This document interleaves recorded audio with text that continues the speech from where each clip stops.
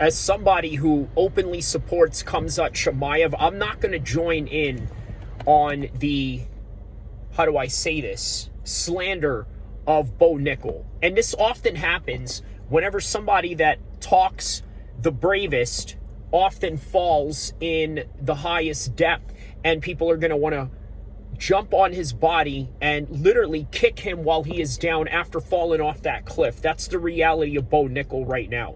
That's what you are seeing. Now, I hear that a lot of people say, what if he was a much more kinder person in the approach of his trash talking? Well, the reality is you would not know him. He would just be another wrestler. And here's another thing you got to understand, right? Bo Nickal, this is not the first time that he lost. You see, this guy was supposed to go to the Olympics. Why didn't he? Well, he didn't make it. One of his buddies did, but he didn't.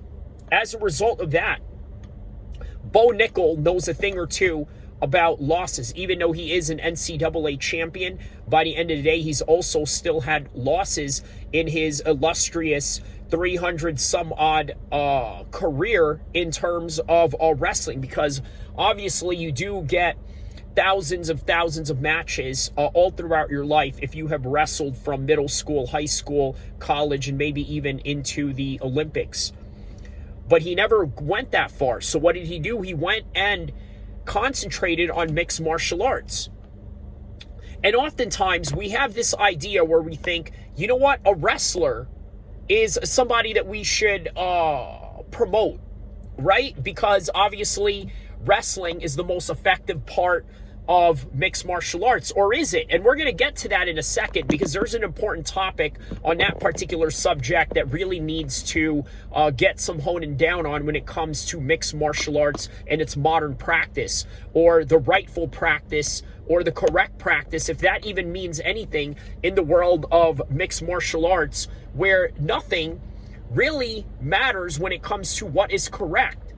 And that is why it was very strange for Bo Nickal to say something like, a sport where a lot of people think they know very little, but they seem to talk like they know a lot, right? And he said something to that effect. Well, Bo, to be honest with you, D. Ritter knew a lot about MMA, somebody that had 25 fights, some odd, in his whole entire career, amateur or pro, maybe even more, and he knows how to put punches, kicks, knees, and takedowns together. All Bo Nickal had was a takedown, and that wasn't even effective during the Paul Craig fight, or this fight, for that matter. He did manage to take him down. Don't get it twisted. But after that takedown, what did he do with it? Not very much. Very little to what he did in that particular part of the fight. And unfortunately, we have to look at that and say to ourselves, is Bo Nickal digressing in his wrestling? Or is he getting better as a mixed martial artist in terms of his striking? And we've seen no evidence of that as of yet. Or the other side of it is perhaps maybe he's going to rise above this, because remember what happened to George St. Pierre, one of the greatest of all time. They questioned the fact of whether this guy had any cojones on him, on top of the fact that he tapped to strikes against Matt Serra. So it was very suspicious for a lot of people to look at George St. Pierre from 2007 and the 2008 year mark of the UFC and say, this guy's going to be a legend one day. We just thought that maybe he was going to be a one-hit wonder, but lo and behold, he avenges Matt Serra and then goes on a run all throughout his retirement, and then comes back and gets the 85 strap. So we don't know what holds of Bo Nickal, but why is there so much negative talk about Bo Nickal? It is simple, because the ones that dare to be great are always going to be criticized. Was Bo Nickal being a little bit cocky when he said that American wrestling is way superior than that of the Dagestanis? He wasn't lying. He wasn't trash talking or any kind of way. Now, there are elements of Bo's mic game where he was trash talking, and that really is just predicated on the fact that he wants to build up the fight with KHAMZAT Chimaev. And in reality, is that really a bad thing? Is it really that bad that he wants to go out there and try to promote himself in terms of a potential fight that honestly would do Ivan Drago and Rocky numbers? Okay, because that's literally what the fight symbolizes in that particular instance. You are literally looking at an Ivan Drago Rocky situation, an all-American wrestler versus, well, you can say an all-Swedish wrestler, but really you want to market him as a Russian because that's where he's from, and that is what is going to sell tickets due to the bad guy and good guy element.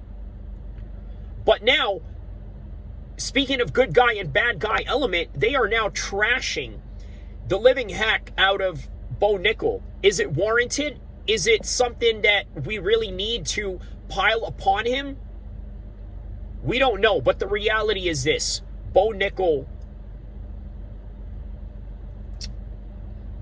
is using a very outdated style. Okay? Everything else is warranted. The trash talking, I'm with it. You want to know why? It sells fights, sells tickets. That's what we're in the business for. The fact that he downgrades Dagestani wrestling or the wrestling of Khabib, it's not really that wrong because these guys did not go and compete at an Olympic level. However, they have a lot of Olympic wrestlers around them that make them elite in that particular department of wrestling because they train with them. And that is no different in what Bo Nickal does. You see, he didn't make it to the Olympics as a wrestler, and then he tried his hand in MMA, and this is where he's at right now. Okay? He didn't make it to the Olympics, but he trains with those guys. And training with those guys is going to give you a residue of that grind and that greatness and the technicalities that you're going to absorb from those camps. And that is no different than Khabib. That is no different than Bo Nickal. And that is no different than KHAMZAT. And this is why this fight would have been really great. And for those of you that down Bo Nickal, a part of me can't blame you. I really can't blame you that you want to smother and smash on Bo Nickal because you felt like, you know what, oh, this guy is so cocky, he's so arrogant. But guess what? Conor McGregor did all of that too. The only difference is that he won. Well, how did this turn out for Conor McGregor? You look at his current life trajectory right now. I mean, it's great, right? He's running for prime minister. We don't know if there's some reality to that, but the experts on that field say otherwise. Conor McGregor claims that he wants to come back and make another run. A lot of the experts in MMA are saying otherwise. What else are other people that are saying, quote unquote, otherwise? Well, how about the fact that Bo Nickal is championship level material where he can finish Dricus du Plessis and Robert Whittaker and KHAMZAT Chimaev in the same similar fashion?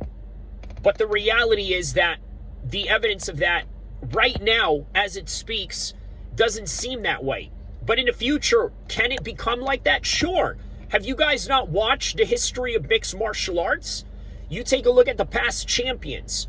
Doesn't have to be George St. Pierre because he had a Lennox Lewis type of career, meaning that all his 2 losses that he has, he avenged. But ultimately meaning that he beat everybody that was in front of him. So that is a perfect career. Now, what about Islam Makhachev? He got that loss against Martins, right?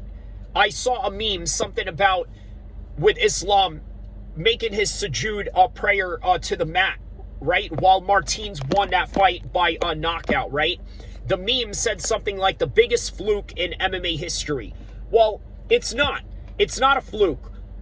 But would it be a fluke if Islam was to beat him today? Of course it wouldn't be a fluke, right? That's what we know is to happen. But on that day, and whatever happened on that day between Martins and Islam, Martins got the best of Islam. But Islam still goes on to become the greatest ever. Now, why am I saying that? Because Bo Nickal still has a chance. And you got to remember this. If you're still dreaming for a fight between him and KHAMZAT, that's not too far away. Remember, they're on the verge of possibly making Tyson Fury or Anthony Joshua. both of these guys coming off of devastating losses, still an interesting fight. Even if KHAMZAT was to come off of a loss, or even if KHAMZAT was to remain an undisputed champion defending the belt multiple times, all Bo Nickal has to do is string up a few wins to make it look convincing and then make this still a big fight for what it is. Or even if it was a situation where KHAMZAT may be coming off of a loss and these two guys want to build each other up, those two names are still valuable with each other on a fight poster. But nonetheless, that is all that we have for Bo Nickal and for KHAMZAT Chimaev. Now, before I go, let's compare a couple of things. Right now, Bo Nickal is a pure wrestler trying to get his hands on striking. He can fight in a striking matter individualistically to that particular style, but putting it all together, I think, is where he's problematic at in the current moment of his stage of his career. Putting it all together, having to switch stances from switching levels all the way to a fighting stance where you have to be in a Muay Thai stance for whatever it is that you want to do, from a body kick all the way down to switching back and stuffing takedowns and being technically defensive when the time permits, right? So these things he has to particularly work on. With KHAMZAT, he strings these things together. KHAMZAT has a certain explosivity about him, not only in his techniques, but also in his physical attributes. But within those same physical attributes, he's able to mix it up just a whole lot better than Bo Nickal, and that really proved in the D. Ritter fight. A guy who is a very experienced mixed martial artist, two-weight world champion in ONE FC. Now, that may not be in the UFC, I get it, but you got to understand there is still tough levels in ONE FC, and not to mention guys on steroids and guys that are a little bit more hydrated up. So you would imagine the level of fighting that they may experience in that side of the fence, but you never know. The UFC is still number one nonetheless, no matter where you fight at around the world. But tonight, the UFC industry plant was beaten by the hardcore fans' delight, because guess what? If you're going to stay up 1 a.m. in the morning to watch a ONE FC fight where D. Ritter used to fight at, you would be a hardcore. And guess what? I think the hardcores saw exactly what I saw going into that fight. Don't forget to like and subscribe. I'll see you in the next one, inshallah.